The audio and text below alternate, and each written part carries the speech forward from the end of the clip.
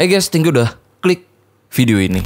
Jadi aku mau ajak kalian bahas kasus yang terjadi di tahun 2024 ini yang dilakukan orang ini yang dikenal sebagai orang yang temperamen, yang tega dan berani melakukan aksinya yang gila banget. Yang akhirnya semuanya terungkap dan semuanya kaget nih setelah apa yang ditemukan di pekarangan belakang rumahnya. Yang mana kasus ini terjadi karena latar belakang pelakunya ini yang ngalamin kesulitan ekonomi dan punya pribadi yang temperamen sampai berakhir jadi kasus yang sebenarnya ini cukup menggemparkan yang terjadi di Wonogiri. Makanya nih kasus ini harus banget kita bahas di sini supaya bisa jadi pembelajaran untuk kita semua, dan semoga amit-amit ya jangan sampai kasus kayak gini terjadi di hidup kita. Jadi kita cukup tahu aja untuk pembelajaran. Jadi kayak gimana kisah dan kasusnya langsung aja kita bahas. Tapi kayak biasa sebelum kita lanjut kita ritual dulu. Jadi siapkan minuman dan cemilan kalian, siapkan juga posisi ternyaman menurut kalian kayak gimana. Jadi kalau udah nyaman, udah santuy, nah jadi soal kasus ini yuk kita bahas.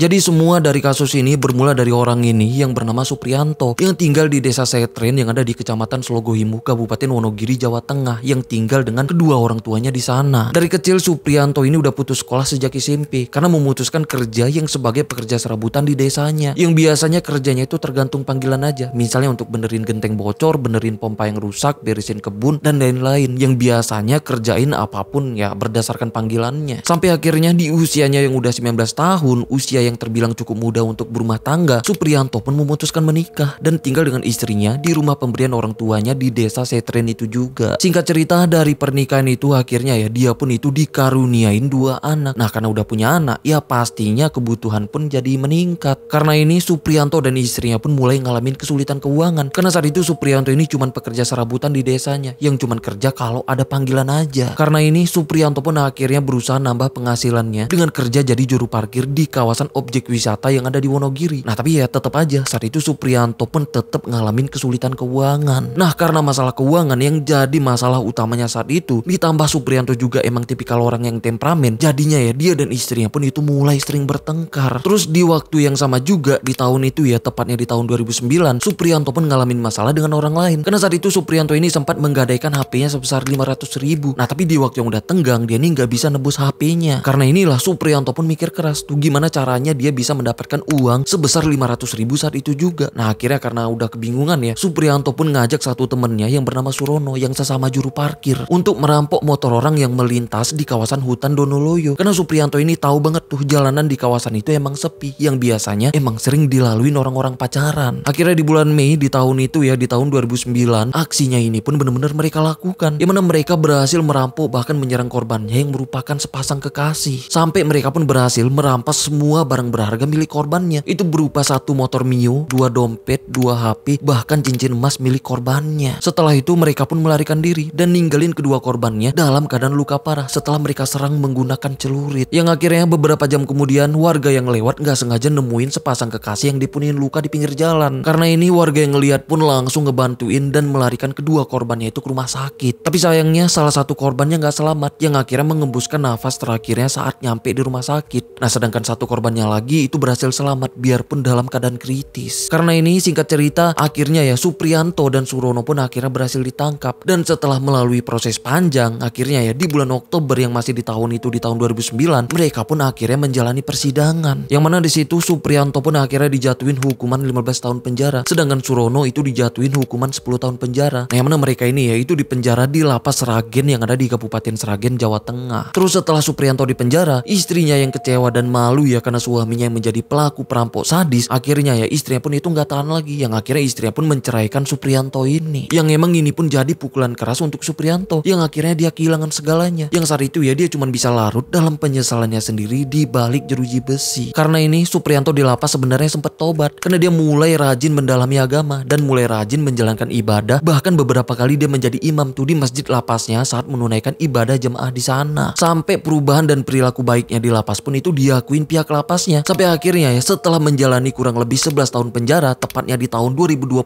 kemarin, saat itu pemerintah mengadakan program asimilasi, yang mana banyak narapidana, khususnya narapidana yang punya kelakuan baik yang udah menjalani lebih dari setengah masa hukumannya, itu akan dibebaskan dan dipulangkan ke kampung halamannya untuk meminimalisir penyebaran COVID di dalam lapas. Nah karena program inilah Supriyanto yang saat itu dianggap udah berperilaku baik, yang udah menjalani lebih dari setengah masa hukumannya, akhirnya dia pun dibebaskan tuh di tahun 2020 kemarin. Dan setelah bebas Akhirnya Supriyanto pun itu langsung balik ke kampung halamannya yang ada di desa Setren wilayah Wonogiri. Nah di sana dia tinggal sendirian tuh di rumahnya yang terpisah dari rumah orang tua dan keluarganya di sana. Nah terus semenjak bebas dari penjara ini juga ya dia pun itu balik kerja sebagai buruh serabutan lagi. Terus nggak lama kemudian yang masih di tahun itu ya di tahun 2020 Supriyanto pun berhasil memikat satu wanita yang akhirnya dia nikahin di tahun itu juga. Nah tapi baru nikah beberapa bulan istri ini langsung menceraikan dia karena nggak kuat dengan sikap Supriyanto ini yang temperamen. Bahkan istrinya sampai ketakutan tuh sama dia karena Supriyanto ini sering ngancam akan ngebakar istrinya menggunakan bensin. Makanya tuh istrinya ketakutan yang akhirnya menceraikan dia. Singkat cerita setelah cerai Supriyanto pun balik tinggal sendirian lagi di rumahnya yang balik jadi duda lagi yang cuman kerja sebagai pekerja serabutan di desanya. Nah di samping itu Supriyanto juga itu mulai sering ikut kegiatan di salah satu organisasi yang bergerak di bidang olahraga, terutama bidang olahraga bela diri. Karena saat itu Supriyanto ini yang ternyata dikenal sebagai sosok yang jago olahraga bela diri terutama pencak silat. Jadi disinilah dia pun itu mulai diangkat bahkan dipercaya jadi pihak keamanan di organisasinya. Bukan cuman itu, dia pun dipercaya jadi guru pencak silat untuk beberapa muridnya di sana. Yang emang ini pun benar-benar jadi hal baru yang positif untuk dia. Sampai karena ini di organisasi ini juga nih akhirnya dia kenal dan dekat dengan seorang wanita yang juga sebagai anggota di organisasi itu yang bernama Kartika Margaret Diah Pratiwi yang biasa dipanggil Kartika. Soal Kartika ini saat itu ya selain dia disibukkan menjadi anggota di organisasinya, Kartika juga saat itu bekerja sebagai karyawan di salah satu bank swasta yang ada di wilayah Sologohimo, Wonogiri. Terus selain itu Kartika juga ternyata udah berstatus janda yang tinggal dengan orang tuanya di desa Randusari, Wonogiri yang cuman berjarak sekitar 15 menit dari desa Supriyanto yang tinggal di desa Setren. Setelah mereka saling kenal dan saling suka satu sama lain, akhirnya saat itu yang udah di tahun 2021 mereka pun itu mulai pacaran. Yang mana saat itu Supriyanto ini sering main ke rumah Kartika, gitu juga sebaliknya. Kartika pun sering main ke rumah Supriyanto. Sampai masing-masing keluarga mereka juga itu saling tahu kalau mereka emang sedang menjalin hubungan spesial. Tapi setelah mereka menjalin hubungan selama beberapa tahun, akhirnya ya di tahun 2024 ini tepatnya di bulan Maret kemarin, mantan suami Kartika ini tiba-tiba menghubungi Kartika untuk ngajak balikan. Nah Kartika yang sebenarnya masih belum sepenuhnya move on dari mantan suaminya itu langsung menyetujui. Dan bahkan Kartika pun sampai berencana akan nemuin Supriyanto untuk langsung ngomongin soal niatnya ini yang mau menyudahin hubungannya dengan Supriyanto. Nah yang mana karena inilah ya semua dari kasus ini pun bermula. Di tanggal 26 Maret tahun 2024, tepatnya di hari Selasa, kayak biasa di hari itu Kartika ini tuh masih masuk kerja tuh di salah satu bank swasta di sana. Yang niatnya sorenya ya setelah dia pulang kerja barulah dia berencana ke rumah Supriyanto untuk ngomongin soal hubungan mereka. Jadinya di jam 5 sore setelah pulang kerja, Kartika pun langsung nemuin Supriyanto di rumahnya. Yang mana saat itu Supriyanto sedang sendirian tuh di rumahnya dan sedang ada di dapur rumahnya. Yang mana disitulah Kartika pun menjelaskan semuanya soal mantan suaminya yang ngajak balikan dan bahkan dia pun ungkapin tuh keinginannya yang pengen menyudahi hubungannya dengan Supriyanto. Supriyanto yang kaget denger itu pun ya langsung marah-marah sampai mereka pun sempat bertengkar tuh di dapur. Nah karena kesal ya di tengah pertengkarannya Kartika ini sampai nyiram Supriyanto ini tuh menggunakan kopi yang masih panas. Karena emosi Supriyanto pun langsung membekap Kartika menggunakan handuk yang ada di situ dan menahan bekapannya selama kurang lebih 8 menit yang ngebuat Kartika pun itu nggak bisa nafas sampai kejang-kejang. Sampai akhirnya karena Kartika pun langsung terjatuh dan menghembuskan nafas terakhirnya di situ. Setelah sadar Kartika udah meninggoy, barulah Supriyanto pun itu mulai panik yang soalnya baru sadar tuh dengan apa yang barusan dia lakukan. Nah karena saat itu di rumah cuma ada mereka berdua yang emang aksinya ini gak ada yang tahu. Supriyanto yang panik pun langsung mikir keras gimana caranya untuk dia bisa membuang tubuh Kartika dan ngilangin semua jejaknya dari apa yang udah dia lakukan. Terus setelah mikir saat itu juga Supriyanto pun langsung menggali 2 lubang di pekarangan yang ada di belakang rumahnya. Nah setelah itu dia pun langsung tuh menggotong tubuh Kartika ke sana untuk dibakar di satu lubang yang dia bakar menggunakan bensin dan ban bekas. Setelah tubuhnya hampir habis terbakar, dia pun langsung buru-buru mindahin tubuh Kartika ke lubang satunya lagi yang ada di sebelahnya untuk nguburin tubuh Kartika di situ. Nah setelah itu ya kedua bekas galian itu pun langsung dia timbun lagi dan disamarkan dengan semak-semak yang ada di situ. Terus setelah semuanya selesai yang emang semuanya berhasil dia lakukan ya karena nggak ada satu orang pun yang ngelihat aksinya, dia pun itu langsung beraktivitas kayak biasa karena dia pikir kalau semuanya itu udah aman.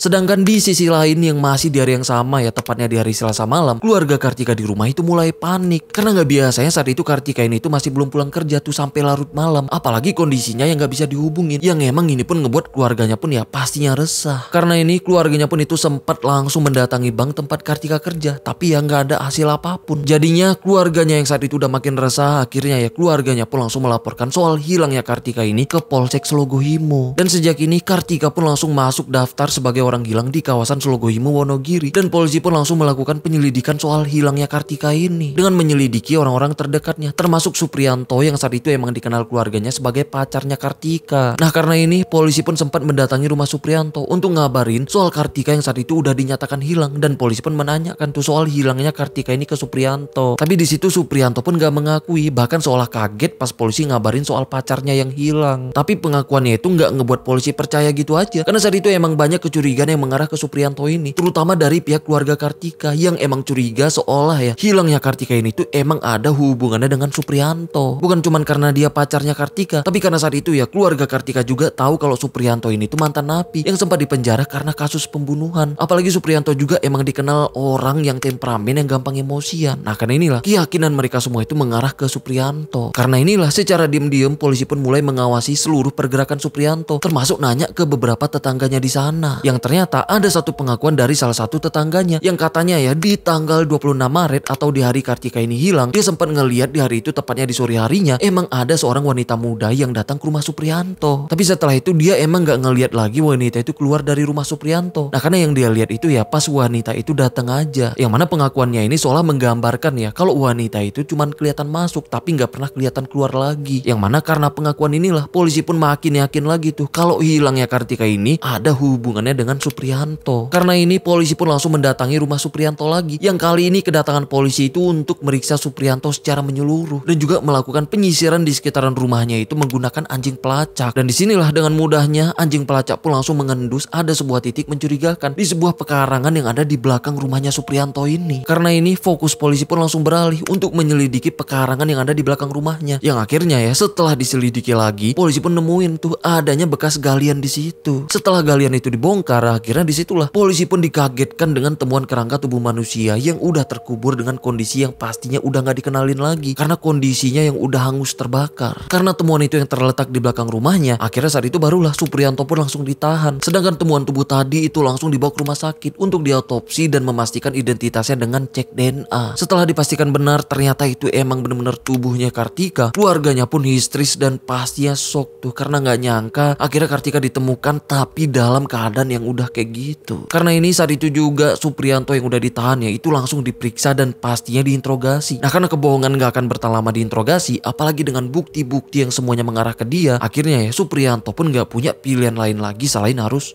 mengakui semuanya. Yang akhirnya Supriyanto pun ditetapkan sebagai tersangka di kasus ini. Nah kan ini ya Supriyanto pun itu terancam hukuman maksimal 15 tahun penjara karena udah melakukan pembunuhan yang dia lakukan karena dasar emosi. Dia gak terima kalau Kartika yang sebagai pacarnya memilih menyudahi hubungan mereka. Tapi itu pun masih terancam karena sampai sekarang ya kasusnya ini tuh masih belum vonis, karena kasus ini terbilang kasus yang baru juga ya. Jadi sekarang itu masih dalam proses persidangan. Ya semoga dia ini tuh dijatuhin hukuman seberat-beratnya karena statusnya itu sebagai residivis atau mantan narapidana yang gak ada jeranya. Karena yang ngerinya nih ya kalau nanti dia dihukum ringan dan setelah itu dia bebas lagi, takutnya makan korban lagi. Karena dari beberapa kasus pembunuhan yang udah pernah aku bahas ya, entah itu kasus luar negeri atau kasus dalam negeri, biasanya nih ya orang yang udah pernah menghilangkan nyawa orang lain potensinya itu lebih gede tuh untuk menelan korban selanjutnya. Karena menghilangkan nyawa orang lain seolah bukan hal yang menakutkan lagi untuk dia, karena itu kayak melakukan apa yang udah pernah dia lakukan. Makanya nih semoga orang-orang kayak gini jauh dari hidup kita, dan semoga kasus ini bisa jadi pembelajaran untuk kita semua juga gitu ya, terutama untuk kalian-kalian yang mungkin punya pasangan temperamen. Amit-amit sih jangan sampai ya. Karena menurut aku itu jauh lebih serem sih dibanding hantu-hantuan. Oke lah, sampai sini aja pembahasan kita soal kasus ini. Sampai ketemu di kasus selanjutnya karena aku udah siapin beberapa kasus yang kayaknya harus kita bahas di sini juga. Oke lah, aku Rizky Wadiono. Bye bye.